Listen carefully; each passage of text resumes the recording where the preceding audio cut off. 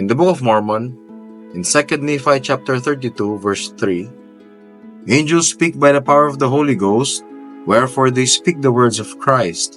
Wherefore I said unto you, feast upon the words of Christ, for behold, the words of Christ will tell you all things what ye should do. Ang Biblia po ay may luma at may bagong tipan. Ito po ay tungkol kay Jesucristo.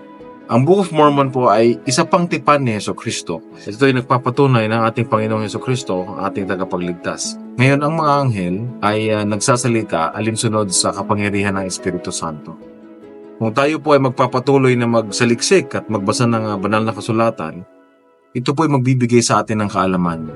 Dito po tayo tutulungan ng Espiritu Santo na mas maintindihan natin ang hiwaga ng Diyos at may paramdam sa atin ang pagmamahal niya. At inuulit po natin, feast upon the words of Christ.